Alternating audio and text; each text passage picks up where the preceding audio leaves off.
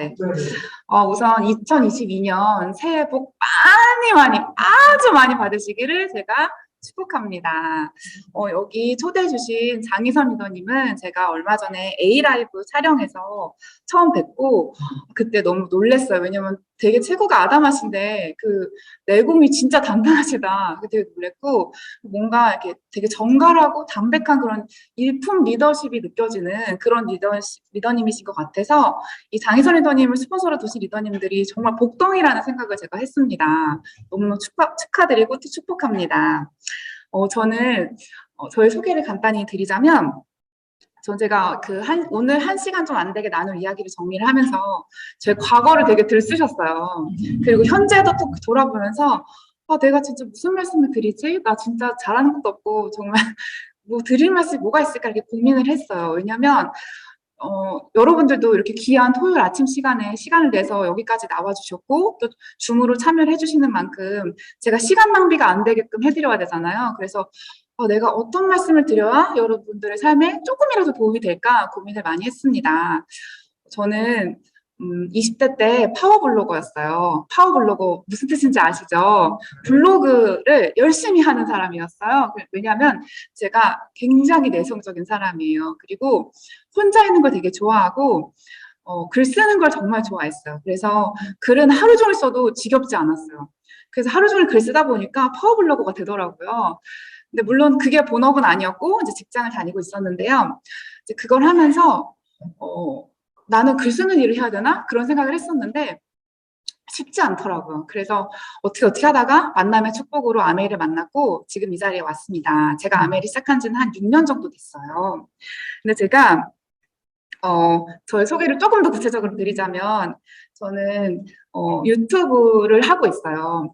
랜디의 키노트라는 유튜브의 주인이고 그리고 인스타그램을 운영을 하고 있습니다. 근데 제가 인스타그램도 전혀 할 줄 몰랐어요. 근데 아메이 하고 나서 자꾸 파트너들이 스폰서 좀 하세요 그래가지고 하게 된 거예요.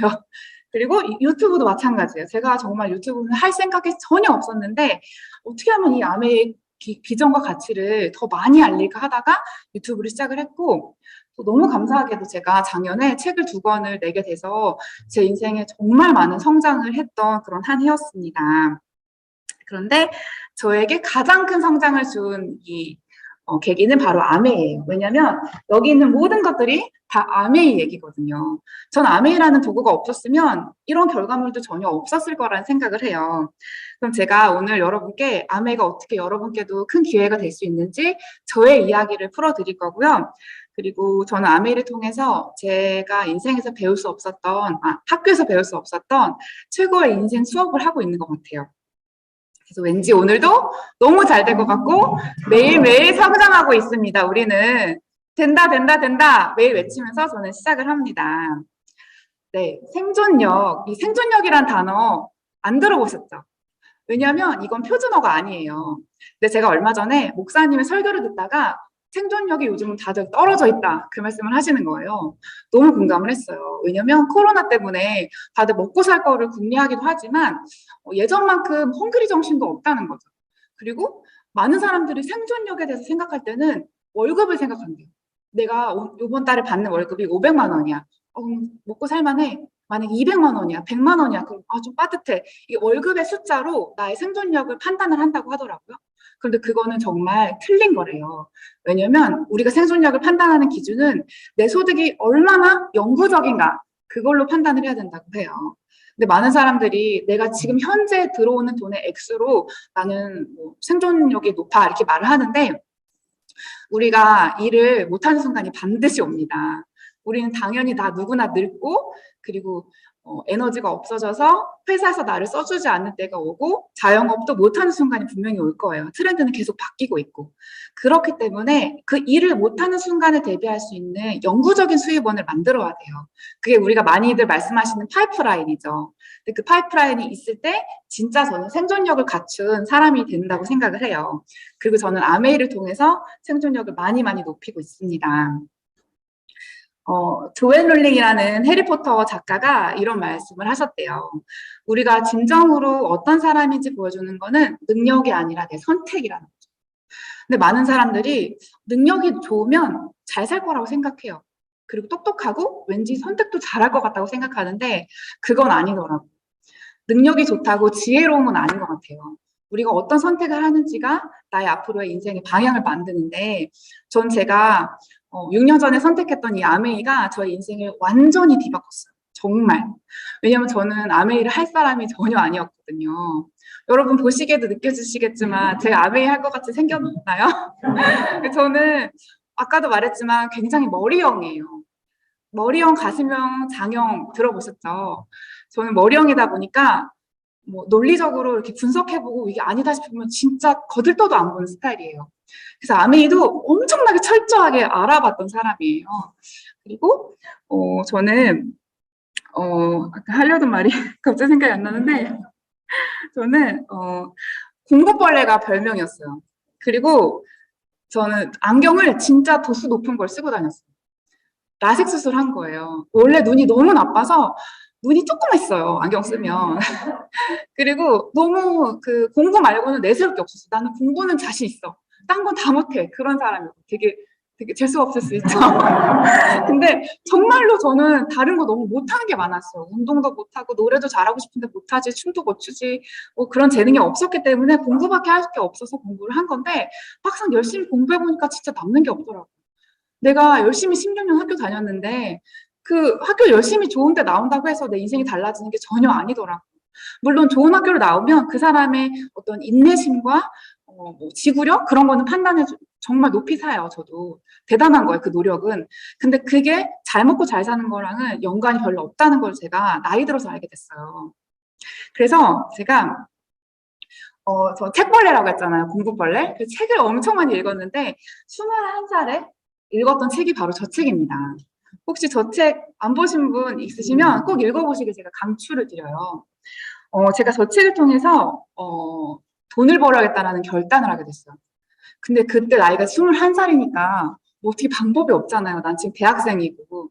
그래서 언젠가는 난 돈을 많이 벌 거야. 그런 마음만 있었어요. 근데 저 책에서 내가 학교에서 배우지 못했던 너무나 많은 돈에 관한 진실, 본질, 그리고 경제, 경영, 관념을 알게 됐어요. 근데 저희 아빠가 제가 저 책을 보면서 아빠 너무 책이 좋아요. 아빠도 읽어보세요. 그랬더니 아빠가 그거 별로 아닌 것 같다. 별거 아닌 것 같다. 그러셨어요. 왜냐하면 저희 아빠는 공무원이셨거든요. 정말 열심히 근속연수를 채우신 공무원이셨기 때문에 돈에 관해서 생각하는 거는 굉장히 파렴치한 행동이고 뭔가 수치스럽고 막 치부시했어요. 그러니까 뭔가 돈을 터부시했어요. 그래서 아빠한테는 제가 돈 얘기를 잘 할 수가 없었고 부모님한테는 돈 얘기를 잘 못했어요.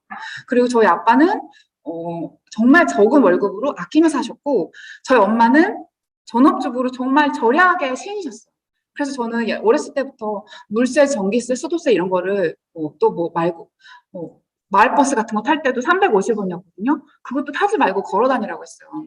그 정도로 저는 정말 아끼는 게 몸에 배어 있던 사람이었기 때문에 제가 삼성이라는 직장에 들어가서도 월급이 그때 초봉이 300만 원 정도였거든요.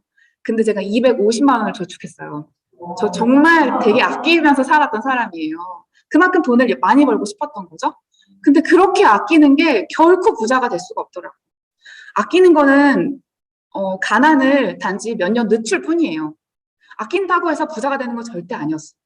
그래서 저는 다른 길을 찾아야 된다는 생각을 했었고 또 제가 또 영화를 보다가 이 인타임이라는 이게 10년 전 영화예요.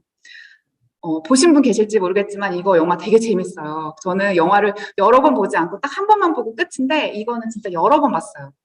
왜냐면 이 안에서 시간의 중요성을 배울 수가 있습니다. 이 두 주인공이 시간으로 싸운다기보다는 시간이 항상 이 팔에 새겨져 있어요. 내가 살 날이 얼마 안 남았다는 게. 이 시간으로 거래를 해요. 커피도 시간으로 사고 밥도 시간으로 사고 모든 것들을 시간으로 거래를 하기 때문에 시간이 돈이라는 게 확 느껴지는 그런 영화예요. 근데 제가 이 영화를 보고 시간과 돈, 이 두 가지가 인생에서 가장 중요하고 시급하다는 걸 알게 됐어요. 우리의 시간은 유한하잖아요. 우리는 언젠가 죽잖아요. 근데 그 죽는 날을 우리가 계속 향해 달려가고 있는데 내가 하루하루를 낭비하면서 살면 절대 안 되겠다. 그리고 돈도 우리 인생의 후반전을 준비하려면 지금부터 내가 영구적인 수익원을 만들어야겠다. 그 생각을 했던 거죠. 제가 20대 초반에 정말 이상하게 느꼈던 점들이 있습니다. 공감하실지 모르겠는데 저만의 생각일 수도 있는데요. 첫 번째로 왜 이렇게 빚 없이 집을 사는 사람이 거의 없을까? 그러니까 집을 살려면 다 빚을 끼고 사는 거예요. 그냥 내 현금으로 집을 사는 거는 정말 기적 같은 일인 거죠. 금수저가 아닌 이상.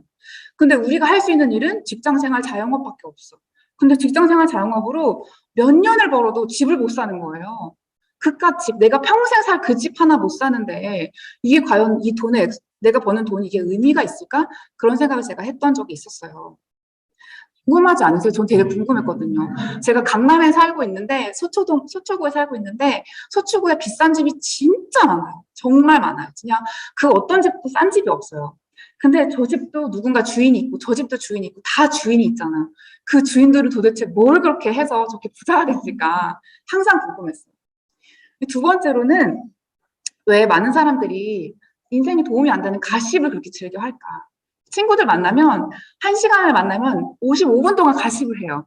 그 5분 동안 뭐 잘 지냈니? 그러는 거예요. 그래서 너무 저는 친구들 만나는 게 에너지가 딸리는 그런 사람이었어요. 그리고 가십을 하는 사람 중에 노력하는 사람이 별로 없었어요. 뭔가 항상 탓하고 불만을 가진 사람이 많았었고 세 번째로 제가 궁금했던 건 왜 이렇게 다들 공짜를 바랄까?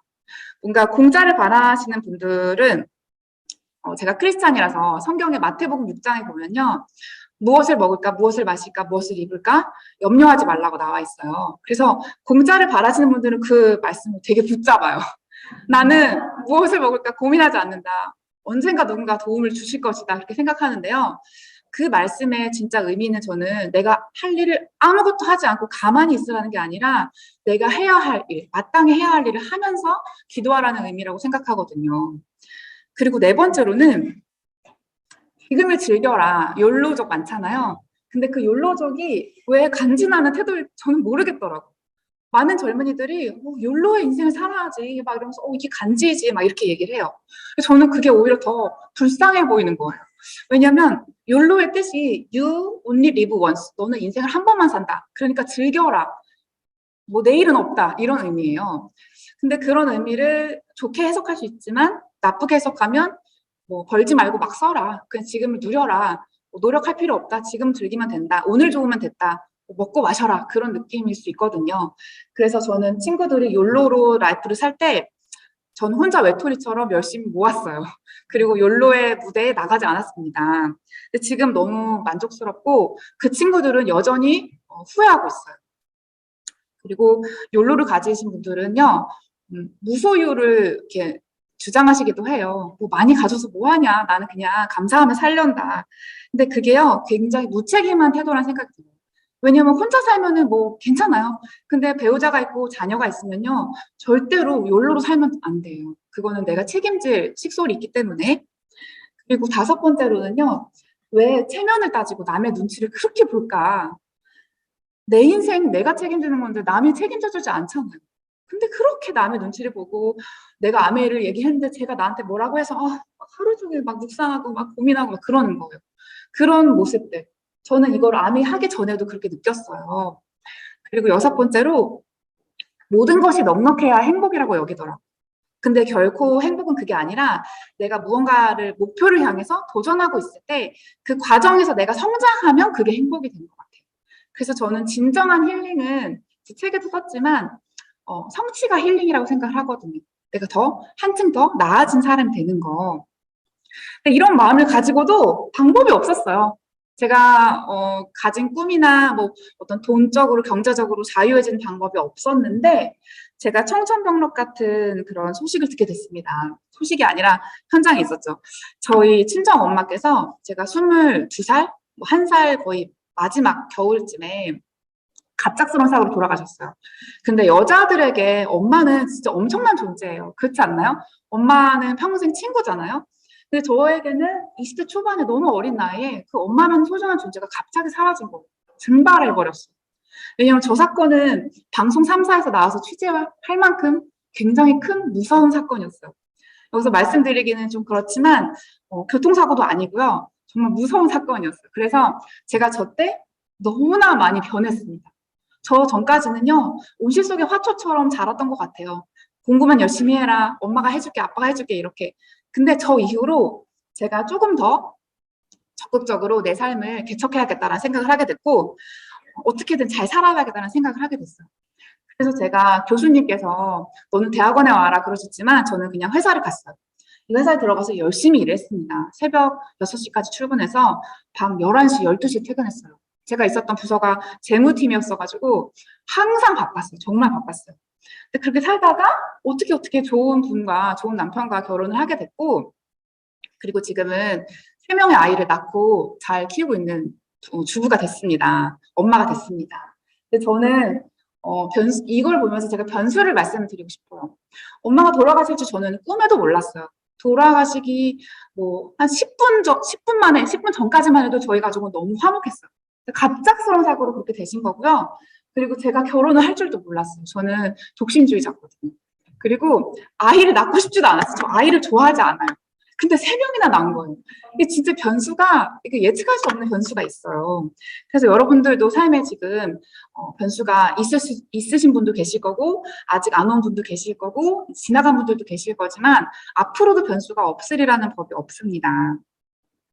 근데 제가 이렇게 아이를 키우고 이렇게 하다가, 어느 날 아메이를 만나게 된 거죠. 근데 저의 옛날에 친했던 언니가 저희 집에 놀러 와서 아세로라시 데모를 보여줬어요. 근데 너무나 오랜만에 놀러 왔기 때문에 나는 언니랑 수다를 떨고 싶었는데 갑자기 데모를 보여주고 카탈로그를 펴서 조금 당황했어요. 근데 데모가 너무 신기해서 언니 이거 너무 신기해요. 저 이거 살게요. 그랬어요. 그래, 그럼 가입해서 사. 그러는 거예요. 그래, 가입하자. 뭐 저는 그런 부담이 없었어요. 그래서 가입하려고 했는데 이제 이따가 가입할게요. 그러고 헤어지고 제가 더 친한 친한 친구 언니한테 전화를 했어요. 언니, 내가 아메이하는 언니가 왔다 갔는데 이 아세로라씨 괜찮더라. 나 아메이 가입해서 써보려고 그랬어. 그랬더니 그 언니가 가입하지 마 이러는 거예요. 왜? 그랬더니 나는 그게 나쁜 건가라고 말할 줄 알았는데 아니 내가 가서 할 말이 있어 그러는 거예요. 그래서 그 언니가 바로 왔어요. 저희 집. 이건 제가 유튜브에서도 하지 않은 말이에요. 그래서 와서 그날 밤 9시였거든요. 그래서 언니 왜? 그랬더니 사실 우리 집안이 아메하는 집안이야 그러는 거예요. 알고 보니 그 언니가 FC 딸이었던 거예요. 제가 너무 놀랬죠. 저는 그 당시에 FCA고 뭐고 아무것도 몰랐잖아요. 그게 무슨 말이야? 무슨 말이 모르겠어. 그랬더니 일단 가입하지 말고 일단 가지 말고 더 알아봐. 나랑 같이 알아보자. 그래서 제가 이제 그때부터 아메이를 더 깊이 알아보기 위해서 유튜브를 검색을 했어요. 그래서 유튜브에서 어떤 다른 FCA 리더님의 검색을 해가지고 그 말을 듣고 제가 그날 밤에 잠을 못 잤어요. 너무 놀란 거. 이런 일이 있어 세상에? 오브 충격. 정말 충격의 도가니였어요, 제가. 그래서 그날 거의 밤을 새서, 그때 제가 아기가 어렸거든요. 연년생이라서, 둘째가 9개월 그랬어요. 9개월짜리 아기 젖 먹이면서 유튜브를 밤새 들었어요. 그래서 막 진짜 눈물도 나고 내가 찾던 일이 바로 이거였구나. 그러면서 하나님이 저한테 이거를 주시려고 이렇게 저를 이렇게 돌고 돌리셨냐고 막 그러면서 그 유튜브를 듣고 나서 정말 이거는 만천하에 알려야 되는 일이다. 그런 생각을 했어요. 그래서 제가 그때부터 블로그에 엄청나게 아메이 얘기를 쓰기 시작한 거죠. 그러고 나서 저한테 아메이 FCA 딸이라는 그 분이 저한테 우리 집에 한번 놀러 와 그랬어요. 그래서 제가 가서 현재 스폰서님이신 FCA 스폰서님 만나게 된 거예요. 근데 그 스폰서님께서 저한테 제가 머리형인 거를 딱 아시고 너무 신기하죠. 책을 주셨어요. 저는 책을 읽으면은 완전히 바뀐 사람이에요. 저한테 이 책하고 이 책을 2권을 주셨어요. 원래는 5권을 꺼내시면서 윤정 씨가 골라봐요 그랬어요. 근데 이게 되게 좋거든요. 골라봐요 하는 거 되게 중요해요. 왜냐면 내가 한 권만 가지고 가서 주면 선택권이 없잖아요. 근데 뭐 여러 권을 가져가서 주면요. 내가 골랐으니까 반드시 난 읽을 거야 라는 의지가 생기거든요. 근데 그냥 받으면 잘 안 읽어요. 근데 저는 제가 골랐고 이 제목이 저한테 너무 끌렸기 때문에 그날 바로 다 읽었습니다. 되게 얇은 책이에요. 저 책을 읽고 제가 아메이의 본질을 확실히 알게 됐죠. 많은 사람들이 자기들이 이해하지 못하는 대상에 대해서는 억측만 한대요. 그리고 아는 체를 그렇게 많이 한대요. 근데 우리가 아메이 사업 해보면서 느끼시겠지만 아메이 얘기하면은 1도 모르는 분들이 아는 체 엄청 하시잖아요. 그래서 저는 그래도 귀엽게 느끼거든요. 제가 더 잘 이해시켜 드려야겠다 그렇게 생각을 하는데 어, 그래서 우리는 더 많이 이해를 하고 내가 아메이와 더 가까워져야 되는 것 같아요. 그리고 이웃집 백만장자라는 책이 있는데요. 그 책에 부자들의 공통적으로 두드러진 요소가 나와 있어요. 궁금하시죠? 그게 뭐냐면 그들은 수입보다 상당히 낮은 수준으로 생활을 했대요. 결국은 내가 버는 것보다 적게 썼다는 거죠. 근데 그렇게 하려면 내가 사치를 부리면 안 돼요. 쓸데없는 거에 투자하지 않고 내가 진짜 내가 이 쓰는 돈이 내 미래를 준비할 수 있는 투자가 되는 쪽에 써야 되거든요. 근데 저는 아메이 마트를 바꾸고 아메이에서 쓰는 모든 제품들이 다 저한테 다 돌아오는 거잖아요. 캐시백으로 돌아오고 나의 건강으로 돌아오고 내가 누군가에게 전달할 수 있는 그런 어떤 툴로 돌아오기 때문에 전 아메이 사업을 생활이기도 하지만 투자라고 본 것도 있었어요. 그리고 부자들의 마인드를 가지려고 많이 노력을 했었죠. 그래서 제가 이렇게 저예요. 제가 그 셋째 낳고 제가 셋째를 아메 하면서 임신을 했어요. 그래서 셋째를 낳고 이제 출산을 에메랄드를 조리원에서 마감을 했거든요. 그래서 출산하고 바로 파트너 집에 가서 사업 설명을 하는 모습인데 저 때 아기가 맡길 데가 없어가지고 데리고 갔었어요. 근데 너무 울어가지고 아기질을 할 수밖에 없었던 상황인데 이런 일 말고도 너무 다양한 에피소드들이 있죠. 에피소드들이 뭐 아기 낳기 전에 둘만 있을 때는요. 엄마들이신 분은 아시겠지만 아이가 되게 눈에 밟히잖아요. 아미 하려고 나오면. 근데 제가 한 번은 부산에 파트너가 있어가지고 아이들을 아침에 4살, 3살 때 어린이집에 일찍 맡기고 부산에 미팅 갔던 적이 있어요. 근데 갔는데 이렇게 막 미팅을 하루 종일 하다 보니까 시간이 많이 훌쩍 갔어요. 근데 그날은 저 베이비시터가 애들을 하원시켜준 날이었어요. 근데 베이비시터가 그 하원을 까먹으신 거예요. 그날 스케줄이 없는 줄로 착각하신 거예요. 그래서 저희 애들 어린이집에서 전화가 왔어요. 밤 8시에 어머니 언제 오세요? 어머니 아이들밖에 없는데 지금 아이들이 밥을 못 먹어서 되게 배고파한다는 거예요. 그때 눈물이 진짜 핑 도는 거 제가. 부산인데 나는. 그래서 어떡하지? 그때 남편도 출장 중이었거든요. 그래서 저는 도움 주는 그 시가나 뭐 친정이 없기 때문에 시터를 쓸 수밖에 없는 상황이어서 그런 정말 다양한 에피소드들이 있었어요. 그래가지고 그때 어렵게 누구 지인한테 부탁을 해서 아이들을 데리고 왔던 기억이 나는데 그런 일들도 다 시간이 지나니까 다 추억이더라고요. 그때 당시에는 너무 미안하고 내가 진짜 큰 죄를 지은 것 같지만 하나도 기억 안 난다 애들은. 애들 어차피 기억 안 나고 저도 잊어버려요. 그리고 내가 아메에서 보상을 많이 받잖아요. 그러면은 모든 게 다 눈 녹듯이 다 깨끗이 없어지는 것 같아요. 이렇게 하다가 제가 또 저희 그룹 미팅장에서 스피치를 하면서 또 많이 성장을 했습니다. 그래서 정말 아메는요, 몰라서 사업한 사람은 없는 것 같아요. 하우를 몰라서 사업한 사람은 없어요. 다 Y가 없어서 그런 거예요. 제가 아메 사업을 많이 혼하다 보면은 방법은 미팅에서 한두 번 들으면 다 이해를 하세요. 근데 그게 머리로는 이해를 하지만 마음까지 내려오는데 시간이 걸리는 거예요. 머리로는 이론적으로 다 알겠어. 근데 왜 똑같은 얘기 또 들으라 그래? 그거는 내가 아직 마음까지 내려오지 않아서 그래요. 근데 마음까지 내려오면 똑같은 얘기를 들려도 다르게 들리고 또 어떤 날은 눈물이 나고 어떤 날은 막 기분이 좋아지고 어떤 날은 누구한테 얘기를 해야겠다. 그런 열정이 샘솟는 거죠. 게으른 사람은 없는 것 같아요. 게을러 보이는 사람이 있을 뿐인데 그런 사람들은 대부분 목표가 없어요. 그래서 저는 항상 파트너들에게도 그리고 애용 소비자들에게도 작은 목표를 가질 수 있게 많이 도와드리려고 하는데요. 제가 썼던 맨디의 키노트라는 책에 이런 문구가 있습니다. 이 세상에 동일한 DNA를 가진 사람은 없어요. 그래서 우리는 유일무이한 존재라는 거죠. 쌍둥이도 DNA가 다 달라요. 비슷할 수는 있지만 그렇기 때문에 우리는 다 독보적인 유일한 존재라서 각자 나만의 잠재력과 꿈이 있다는 것을 믿고 도전하시면 좋을 것 같고요. 그리고 목표가 하나로 정리되면 그 다음 단계는 할 수밖에 없는 환경을 조성하는 게 되게 중요해요.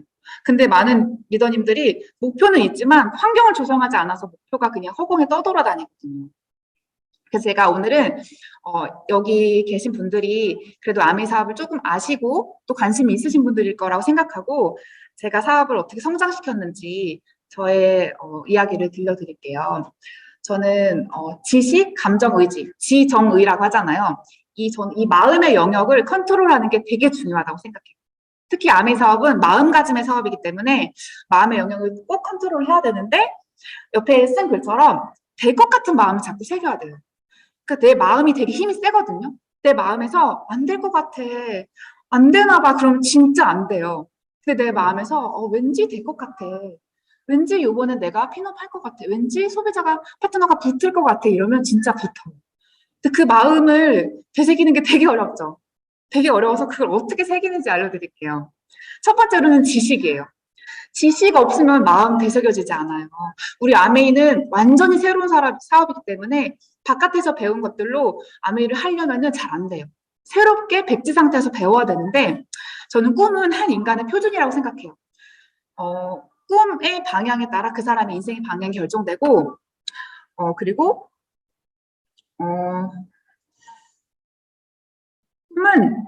꿈을 가진 사람은 남이 못 보는 것을 보게 되어 있어요. 근데 꿈이 없는 사람들은 남이 보는 걸 똑같이 보죠. 꿈을 가진 사람들은 남을 보지 못해도 나는 저게 보여. 난 저기 갈 수 있어. 그렇게 마음을 먹거든요. 그리고 저는 꿈이 없는 사람들을 되게 많이 만났지만 아메이 안에서 학습하니까 지식을 쌓으니까 꿈이 커지시더라고요. 꿈도 결국은 학습이 필요한 것이고요. 두 번째로는 성공한 사람을 그대로 복제를 해야 돼요. 가장 빠른 성공의 그 지름길은 복제예요, 정말로. 아메이만 그런 게 아니라 다른 그 어떤 일도 멘토의 말을 듣고 멘토가 하라는 대로 따라가면은 제일 빨리 성공할 수 있어요. 근데 우리는 따라할 수 있는 사람이 너무 많잖아요. 여기 스폰서님도 계시고, 뭐 탑리더님도 계시고, 너무 많은 리더님들이 계시니까 우리가 복제할 수 있는 대상이 깔렸어요. 그러니까 우리는 보고 배울 그런 공간이 너무 많은 거죠. 근데 많은 사람들이 똑똑하면 똑똑할수록 복제를 잘 안 해요. 난 내 스타일대로 할 거야. 그리고 저 사람은 저 사람이지. 난 나만의 능력이 있어. 근데 아메이는 그게 안 통해요. 저도 그걸 버리는데 되게 오래 걸렸습니다. 저도 머리형이잖아요. 머리형은 그거 진짜 버리기 힘들어요.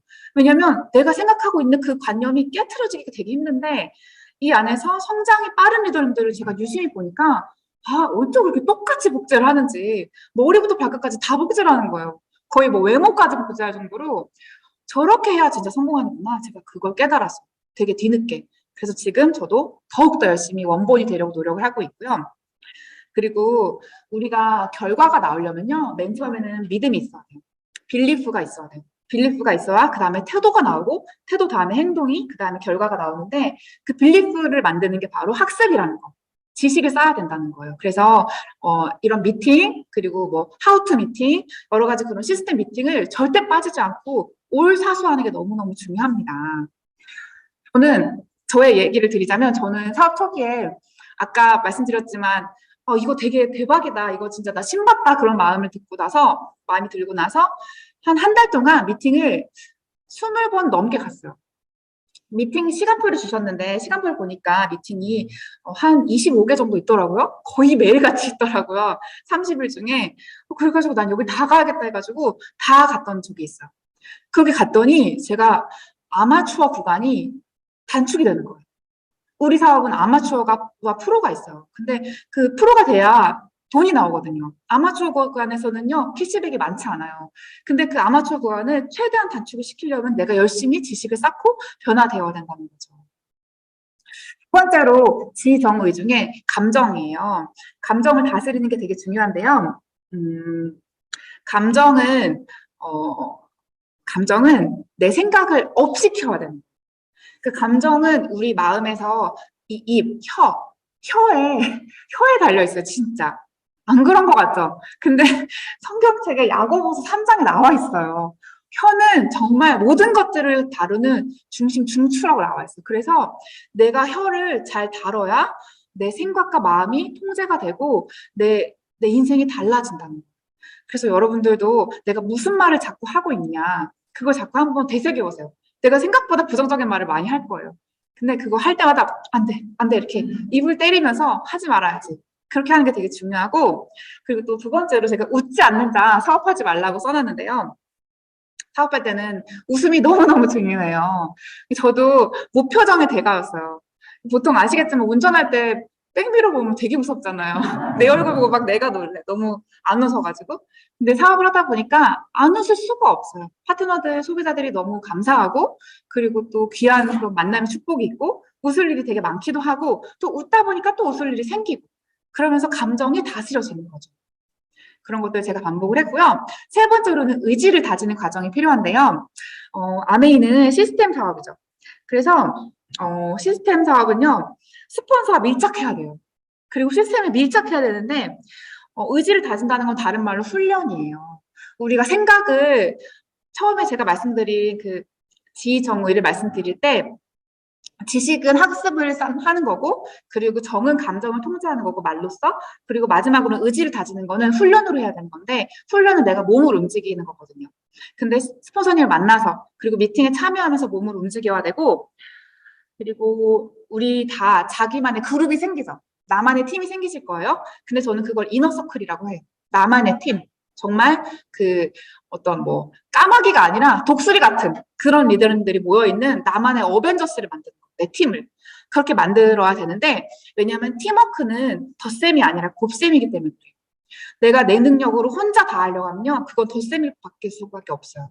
근데 곱셈이 되려면 나와 내 파트너, 또 소비자, 많은 사람들의 힘을 다 같이 모았을 때 그게 배가의 원리로 엄청난 시너지 효과가 날 수가 있는 것이기 때문에 팀워크를 생각하면서 의지를 다지는 그런 훈련을 해야 됩니다. 내가 항상 난 탑리더다. 내가 최고의 리더다. 그런 마음을 가지고 있어야 돼요. 난 스폰서님이 계시니까 나는 그냥 팔로우로 있을래. 그 마음을 어서 빨리 버리고 내가 빨리 탑리더가 돼서 내가 이끌어가는 진짜 자영사업의 리더가 돼야겠다. 그런 마음을 가지는 게 필요한 것 같아요. 그래서 이렇게 지정의를 정리를 하면은 이제 도전을 해야 돼요. 그래서 저는 선도전, 후네트워크이라는 말을 되게 좋아하는데 도전하지 않으면 네트워크 절대 안 생기거든요. 네트워크가 생기면 도전해야지 그건 있을 수 없는 일이에요. 처음에 어떻게든 내가 막 뭐 맨땅에 헤딩을 해서라도 도전을 해야 네트워크가 생기고요. 그거는 아까는 마음의 영역이지만 지금 이제 육의 영역이에요. 내가 몸을 움직여야 되는 거예요. 생각만 한다고 절대 네트워크가 커지지는 않거든요. 그래서 이때 중요한 거는 여러분 착각을 많이 하셔야 돼요. 착각도 실력이에요. 긍정적으로 착각하면 여러분 반드시 성장해요. 근데 부정적으로 착각하면 절대 안 돼요, 그건. 그건 아까 말했듯이 입을 때리고 생각을 바꿔야 되고요. 긍정적으로 착각을 하셔서 반드시 성장을 하시는 그런 여러분들이 되셨으면 좋겠고, 저도 그렇게 하고 있습니다. 그래서 도전을 할 때 또 버려야 될 것들이 있어요. 도전을 할 때는요, 첫 번째로는 나쁜 습관을 버려야 돼요. 근데 이 나쁜 습관은 내가 결국은 시간을 낭비하고 있다는 뜻이거든요. 근데 우리는 시간이 별로 없어요. 우리 빠른 시간 내에 빨리 자유해지고 싶잖아요. 그래서 이 시간을 늦추면 늦출수록 우리는 내가 누릴 수 있는 보상이 줄어들기 때문에 더 빨리 시간을 단축해서 이 습관들을 버려가지고 누려서 더 많은 파트너들에게 내가 만들어낸 이런 것들을 보여주고 또 알려주는 그런 우리가 되어야 하고요. 두 번째로는 군중 심리를 버려야 되는 것 같아요.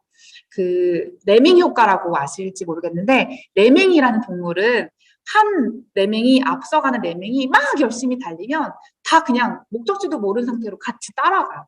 그래서 그 첫 번째는 리더 레밍이 강에 빠지면 다 같이 강에 빠져 죽는 거예요. 그러니까 뭔가 뭐 어디로 가는 거다 모르겠어 이러면서 어떻게 하다가 죽게 되는 거예요. 근데 우리는 그렇게 살면 안 되잖아요. 군중 심리는 사람들이 그렇대 그렇대 막 이렇게 웅성웅성 되면은 거기에 그냥 휩쓸려 가는 걸 말하는 거예요. 근데 우리가 군중 심리를 가지고 있으면 나만의 주관을 가지고 소신을 지키기가 되게 힘들어요. 그래서 아메이는 편견도 있고 안티도 있고 그리고 싫어하는 사람들이 아직은 있기 때문에 나만의 주관 그리고 내가 본 그 아메이의 가치를 믿고 나아가는 게 되게 중요한 것 같아요. 그리고 세 번째로는 미루는 건데 가장 높은 진입장벽은 내 마음이에요. 우리 진입장벽이 없는 사업이라고 하잖아요. 돈 투자 없지, 누구나 할 수 있지, 남녀노소 다 할 수 있는 일이지만 가장 높고 보이지 않는 투명 진입장벽이 바로 마음입니다. 내 마음이 자꾸 미뤄야지, 나중에 해야지 그러면은 결국 이 기회를 놓쳐버릴 수 있어요. 그래서 마음을 꼭 다지는 거, 미루는 것을 버려야 된다는 거. 제가 그래서 이것들을 저도 여전히 하고 있어요. 제가 지금 파운더스 에메랄드가 됐어도 여전히 바꿔야 되는 그런 마음들인 것 같습니다. 그래서 이제 그 다음으로 더 중요한 게 파트너랑 같이 성장하는 거. 나만 성장하면 되게 노잼이에요, 정말로. 제가 보석핀이 되고 보니까 알게 된 게 누군가의 성장에 이렇게 감사하고 뿌듯하고 스릴이 있다는 걸 제가 처음 알았어요. 저도 너무 감사하게도 저에게는 슈퍼레그들이 있어요. 한 개가 아니고 여러 개가 있는데 저 너무 감사해요. 어떻게 나같이 부족한 스폰서를 믿고 나에게로 와주셨을까. 그리고 어떻게 이렇게 시스템에 잘 적응을 해서 잘 성장을 하실까 너무 기특하고 감사한데, 그분들이 성장하는 모습을 보면 눈물이 진짜 너무 많이 나요. 그리고 파트너와 함께 성장하는 게 진짜 헬핑 피플이잖아요. 헬핑 피플을 진정으로 실현하는 게 저는 아메이 사업이라고 생각을 해서 파트너와 꼭 함께 성장한다는 목표를 두셨으면 좋겠어요. 그래서 제가 파트너들에게 많이 해주는 말이, 넌 할 수 있어. 저 진짜 이 말 많이. 할 수 있어요, 언니. 할 수 있어요, 리더님. 리더님은 진짜 꿈을 꾸고 그것을 이루도록 창조가 됐대요. 그거는 진짜 자연 법칙이에요. 당연히 돼요. 단지 리더님의 꿈, 마음만 잘 지키면 돼요. 제가 그 말씀 되게 많이 해요. 그래서 여기까지 왔으면 이제 덩치를 키워야 되는데, 보석핀으로 점프업하기 위해서 또 필요한 것들이 있습니다. 영향력과 대가지불, 이 책임감, 이 세 가지를 제가 간단하게 말씀드리고 싶은데요. 제가 잠깐만, 이 말씀을 드리기 전에 제가 재밌는 글을 봤어요. 그 글에서 가난한 사람들의 특징을 봤어요. 근데 여러분들이 아마 못 보신 글일 거예요. 그래서 제가 이걸 보니까 나는 이런 사람들 역시 내가 후원이 안 되는데 이유가 있구나라는 생각을 했어요. 이런 특징을 가지신 분들은 후원이 진짜 어려워요. 뭐냐면 첫 번째로는 돈 받는 거 이상으로 일하려고 하지 않는 사람.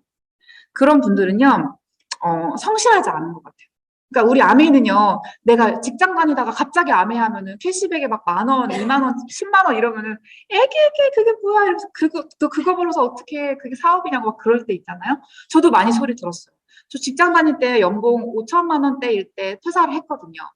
근데 그 5천만 원을 퇴사하고 막상 아메이를 했더니 그때는 아직 한참 낮은 그런 캐시백이니까, 물론 비슷할 때 퇴사하긴 했지만 처음엔 캐시백이 되게 낮았기 때문에 저희 남편조차도 저를 되게 비아냥거렸어요. 그게 무슨 막 이러면서 그게 무슨 돈이 되냐. 너 그러다 너만 돈 쓰고 끝날 거다. 막 이런 말도 했었고, 많은 분들이 저를 비웃었지만 그때 느꼈죠. 사업이라는 거는 처음에 돈이 안 되는 구간이 반드시 있다. 우리는 골조를 내려야 되니까. 눈에 보이지 않는 성장이 있고, 그 이후에 눈에 보이는 성장이 있는 거지. 처음부터 눈에 보이는 성장이 있는 거는 뭔가 거짓말이라는 생각을 했어요. 그래서 저는 돈 자체만을 보고, 이거는 뭐, 돈 안 된 사업이야. 이렇게 말하는 사람들에게는 오해를 풀어드리려고 많이 노력을 하지만 그 가치관이 쉽게 바뀌는 것 같진 않아요. 그리고 두 번째로는 아무 일이나 하려고 하지 않는 사람들은 가난하대요. 그러니까 가난한 사람들 특징은요, 좀 나의 그 뭔가 자존심이 세서 내가 어떻게 그런 일을 해? 어떻게 그렇게 그런 볼품없는 일 내가 어떻게 그런 사람들은 가난에서 벗어나기가 힘들다. 지금 사실 우리가 생계도 완전히 다 끝나지가 않았는데 가릴 때가 아니잖아요. 뭐라도 내가 해서 빨리빨리 성장을 해야 되는데 그런 사람들. 그리고 세 번째로는요. 티끌모아 태산이라는 말을 믿지 않는 사람들은 가난에서 벗어나기가 힘들대요. 왜냐면 그런 사람들 조금이라도 생기면 자꾸 돈을 쓰려고 하니까. 그리고 돈을 쓸데없는 곳에 소비를 하려고 하니까. 그리고 네 번째로는요. 운명론을 받아들이는 사람. 이런 분들은 이렇게 사주를 자주 보러 가시고 내 인생이 어떻게 될지 되게 궁금해 하시는 거잖아요. 심리 테스트 엄청 하고 사주팔자 어플 깔아가지고 하시고 그런 거 하시는 타로 좀 보고 그러시는데 저는 운명론을 받아들이는 분들은 내 인생을 내가 자유의지를 들여서 바꾸려고 하지 않는 것 같아요. 내 인생이 이미 결정되어 있어. 근데 뭐 내가 열심히 살 필요가 뭐가 있어? 어떻게 하나 내 인생은 결정됐는데 그런 논리로는 절대 부자가 될 수 없다는 거. 그리고 다섯 번째로는 세상의 뉴스를 듣고 일방적으로 굉장히 흥분하는 사람들이 있대요. 저거 어떻게 막 그러면서 엄청 막 흥분하고 욕하고 막 비난하는 거죠. 근데 뉴스는 100% 팩트가 아닌 게 많아요. 그리고 다 그 기자의 의견이 많이 들어가기도 하고, 그래서 그런 것들을 휘둘리지 않는 사람이 부자가 될 수 있다고 합니다. 그리고 마지막으로 여섯 번째는 경험자의 이야기를 잘 안 듣는 사람. 우리는 보통 더 경험을 해본 사람, 그리고 성공해본 사람의 이야기를 들어야 되는데, 그런 사람들의 이야기를 안 듣고 내 머리로만 판단하려는 사람. 내가 봤을 때 그건 좀 아닌 것 같아. 우리 아메이를 얘기해도 우리가 성공한 사람들의 얘기를 들어야 되는 거잖아요. 아메이를 해본 사람. 아메이를 최소한 뭐 3년, 5년 성공해본 사람들의 말이 진짜잖아요. 근데 찔끔 해보고 진짜 제품 한 번 써보고 미팅 한 번 왔다 갔다는 것만으로 나 아메이 해봤어 이러면서 나 아메이 다 알아.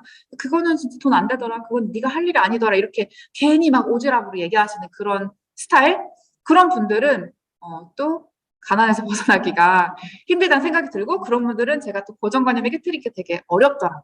그래서 저는 이런 분들을 빼고는 다 후원을 해요. 정말 변하지 않은 사람은 없다고 생각하거든요. 뭐 내 모습 그리고 내 내면에 있는 어떤 뭔가 소심함 그런 것들 다 변할 수 있어요. 이 미팅에서 이 시스템에서 우리 다 변할 수 있기 때문에 저는 그런 분들 다 후원을 하는데요. 그래서 덩치를 키워서 보석핀이 되기 위해서는 내가 영향력을 가지고 있는 것들을 물려줘야 돼.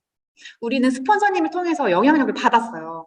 영향력이 가만히 있는데 갑자기 생긴 게 아니라 내가 열심히 학습하고 변화되다 보니까 나에게 영향력이 생겨서 내가 리더가 된 거죠. 근데 또 다른 파트너가 나오면 나는 그것을 물려줄 책임이 있는 것 같아요. 그리고 두 번째로는 대가 지불을 해야 되는데 내가 조금 파운더스 플래티넘, 뭐 플래티넘 정도 되면은 근데 이 정도면 좀 쉬었다가도 되겠다라는 생각이 들 수 있거든요. 그러면은요, 대가 지불하기가 힘들어요. 대가 지불은 안락함을 탈피할 때 할 수 있거든요.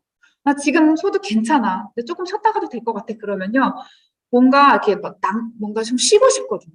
근데 내가 보석핑이 되려면 반드시 안락함을 버리고 편안함을 버리고 뭔가를 도전을 또 해야 되기 때문에 대가를 반드시 지불을 해야 되는 거고요. 그리고 세 번째로는 책임감. 책임감은 내가 파트너들에게 갖는 엄마 같은 마음인 것 같아요. 자녀가 있으신 분은 느끼시겠지만 내가 아기를 딱 낳는데 얘가 아무리 울고 아무리 못된 짓을 해도 내가 책임감으로 키울 수밖에 없잖아요. 내 파트너도 딱 같은 마음이에요. 나를 믿고 따라와준 파트너고 이 파트너가 나로 인해서 인생이 바뀔 수 있는데 내가 이 파트너를 나 몰라라 하면은 절대 안 되는 거죠. 그래서 그런 책임감이 되게 중요해요. 그래서 이렇게 세 가지를 갖추시면 보석핀으로 한층 더 껑충 성장하실 수 있다고 생각을 해요. 그리고 거의 막바지인데 제가 6년 동안 아메이 사업을 하면서 깨달은 아메이에서 요구하는 리더십이 있는 것 같아요. 많은 분들이 리더십 관련 책을 읽고 또 시중에도 자기계발서의 리더십 얘기가 많이 나오지만 아메이에서 요구하는 리더십은 조금 특별한 것 같아요. 아메이는 관계가 제일 중요해요. 인간관계. 근데 인간관계가 저 같은 사람은 인간관계가 되게 힘든 사람이에요. 저는 혼자 있는 게 편하다고 했잖아요. 그래서 정말 많은 부분을 변화를 시켜야 했는데 살다 보니까 느껴지더라고요. 아, 나 혼자서는 이 세상을 살 수가 없구나. 나 혼자 열심히 해봤자 여러 사람이 힘을 모아서 팀워크로 성공하는 팀을 내가 이길 수가 없구나. 결국 우리는 누군가가 필요해요. 그리고 우리는 누군가에게 도움을 받는 존재고 또 도움을 줘야 되는 존재이기 때문에 인간관계를 가장 소중하게 생각할 때 아메 사업은 성장을 할 수가 있는 것 같아요. 그리고 많은 사람들이 성공을 바라지만 아메이도 다 성공하는 거 아닌 것 같아요. 정말로 아메이는 다 성공하는 게 아닌 것 같아요. 다 성공할 수 있다는 건 맞아요. 근데 실제로 성공하는 사람은 소수인 이유는요, 실패를 겪고 재도전을 하지 않아서 그래요. 우리는 실패를 되게 많이 쌓아야 되는 일이거든요. 실패를 많이 탑을 쌓을수록 성공에 가까워, 우리 실패의 계단을 딛고 성공에 가는 건데요. 계단이 너무 낮으니까 저 탑에 올라갈 수가 없는 거죠.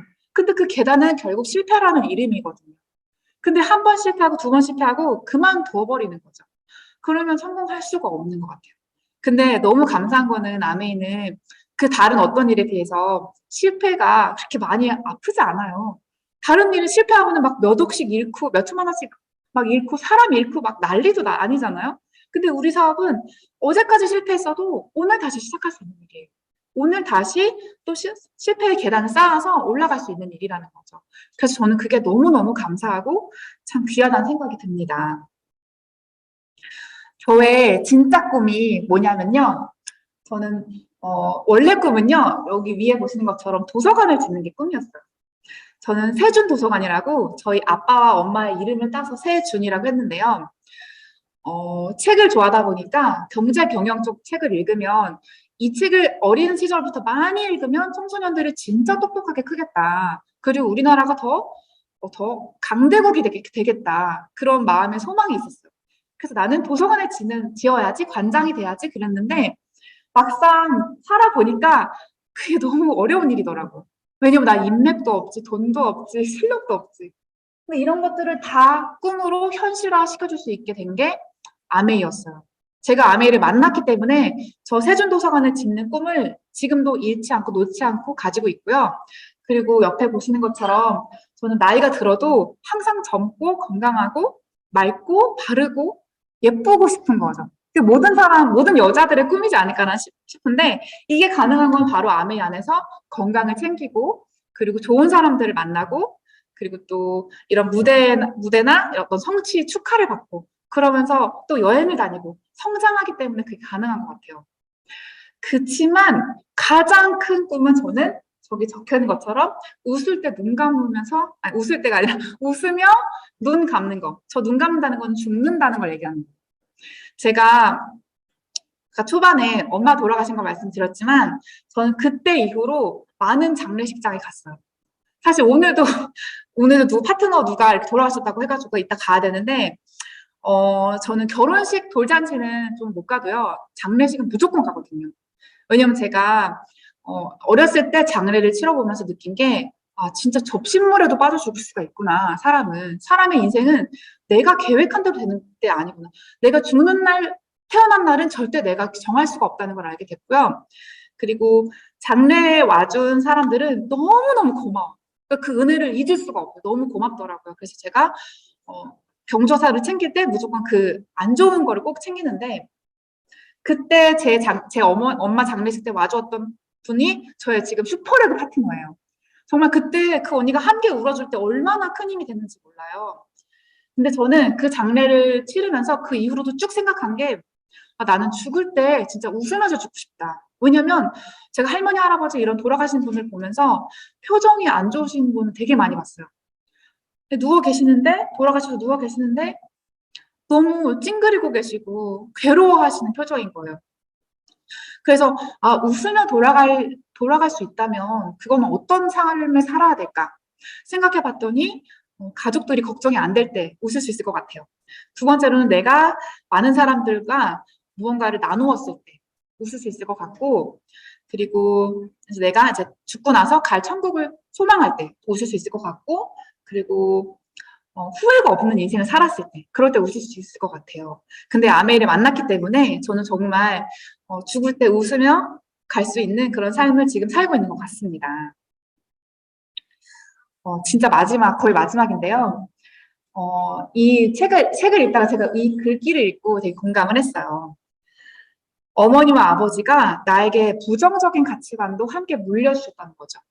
그래서 우리는 아직 미혼도 계실 수 있겠지만, 우리는 가치관을 다 누군가로부터 물려받아요. 근데 우리는 선택을 할 수 있는 자유의지가 있기 때문에 내 가치관을 이제 바꿀 수 있습니다. 지금 내 마음에 나는 뭐 다이아몬드, FCA 너무 높은 꿈이야. 나랑은 관계가 없어. 이렇게 생각한다면 그거 다 버리고 나 할 수 있다고 생각해 보시면 좋을 것 같아요. 난 이제 컸잖아요. 난 컸으니까 이제 내 생각대로 살겠다. 내 가치관을 가지고 살았으면 좋겠고 지금 나이가 20대건 70대건 상관없어요. 아메이는 끝이 없으니까. 죽을 때까지 할 수 있는 일이니까 얼마든지 이 안에서 나의 삶을 만들어갈 수 있다고 생각하고 그리고 제가 캘리그라퍼인 파트너에게 부탁해서 이런 글을 써달라고 했어요. 너무 부끄럽지만 저는 이거를 한 4년 전부터 항상 보고 다녀요. 정말 많이 봐요, 이거를. 수시로 보고 그리고 휴대폰 바탕에만 해도 해놨었고 카톡에도 해놨었고 그랬는데 이거를 제가 많이 보여주니까 오히려 파트너들이 스폰서님 저기 뭐야 억만장자 언제 돼요 도대체 막 물어봐요. 지금 잘 되고 계세요 억만장자 막 이러는데 그 정도로 저는 이런 얘기를 듣는 게 되게 기쁘고 저의 삶을 이렇게 만들어가고 있는 게 너무 행복합니다. 다 아메이니까 가능한 것 같아요. 네, 여러분 나는 충분히 훌륭하다는 사실을 의심하지 마셨으면 좋겠어요. 여기 계신 한 분 한 분, 그리고 또 줌으로 보시는 리더님들까지, 난 부족해. 나는 넌 못하나 봐. 난 아메이가 아닌가 봐. 이런 생각을 하실 수도 있고, 아메이랑은 나랑은 전혀 안 맞는 사람이라고 생각하실 수도 있는데요. 저도 그랬어요. 저도 처음에 초이스 카탈로그 볼 때, 이 뒷면에 아메이 써져 있잖아요. 그거 이렇게 가리고 다녔어요. 아메이 하는 사람인 거 알까 봐. 그리고 어플도요, 이렇게 킬 때 지하철이나 버스에서 이렇게 가리고 켰어요. 왜냐면 이거 누가 보는 게 너무 민망한 거예요. 이거는 아직 편견이 많은 사업이니까 당당하지 않았던 거죠. 근데 제가 어느 순간 믿음을 키우고 학습을 통해서 지식이 쌓이고 또 시스템에서 훈련되다 보니까 완전히 아메이 빨갱이로 바뀐 거예요, 제가. 정말로 겉도 속도 다 아메이. 그래서 무슨 말만 하면 아메이, 아메이, 아메이 이러니까 처음에는 되게 듣기 하다가도 저의 열정에 반해서 저를 따라와 주신 분들이 계시고 저의 가족들, 남편 다 후원이 된 것 같습니다. 그래서 여러분들은 충분히 훌륭하시고 아메이 안에서 반드시 성공하실 수 있는 리더님이시니까 그 사실을 의심하지 마시고 절대 의심하지 마시고 믿고 가셨으면 좋겠고 인간이 떠나는 가장 긴 여행은 머리와 심장의 거리라고 하잖아요. 내 머리에서는 알고 있는 그 지식들이 가슴으로 내려와서 이 심장으로 내려와서 콕 박혀서 리더님들이 2022년 한 해 동안 목표하신 바 다 이루고 정말 많이 크게 도약하시는 그런 한 해가 되셨으면 좋겠습니다. 네, 여기까지 들어주셔서 너무너무 감사합니다.